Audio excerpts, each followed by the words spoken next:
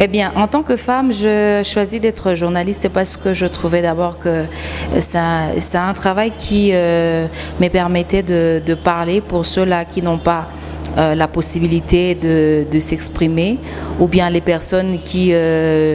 n'ont pas assez de force pour parler. Alors, en tant que journaliste, je pense que c'est un travail noble d'abord qui me permet de parler pour ceux-là que nous appelons communément les sans-voix. Parce que quand je grandissais, je me disais que je pourrais être soit médecin pour sauver des vies, ou soit être quelqu'un qui est dans le secteur du droit, soit maître avocate, ou soit être journaliste. Et en fin de compte, je suis devenue journaliste. Et pour moi, je pense que être une femme qui œuvre dans le secteur médiatique est un atout, parce que nous, les femmes, nous avons la possibilité d'aborder toutes les couches de la population facilement, que ce soit les hommes, que ce soit les femmes, que ce soit les enfants, que ce soit des jeunes. La femme, elle est appelée mère, donc c'est une façon de travailler qui nous permet, nous les femmes,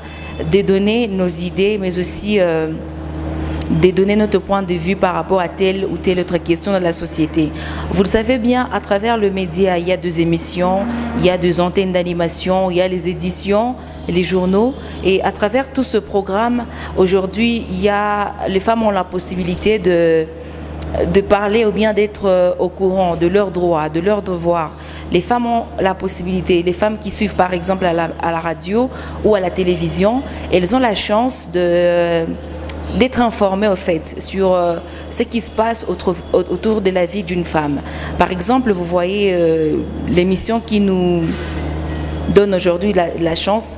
c'est par exemple Univers de femmes. C'est une émission qui parle généralement de tout ce qui tourne autour de la femme. Et moi, je pense que le média était un grand espace, était un grand chemin pour que les femmes, que ce soit les femmes de Bukavu, de la RDC, du Sud, Kivu et partout au monde, puissent être d'abord informées par rapport à leurs droits, par rapport à leurs devoirs, par rapport à leurs revendications. Vous le savez, il y a des femmes qui vivent, par exemple, dans un foyer, elles vivent des situations difficiles, mais elles ne savent pas comment s'en sortir, par exemple. Mais quand vous suivez une émission qui passe à la radio ou à la télévision, qui parle de votre cas ou de la situation que vous vivez, vous avez la possibilité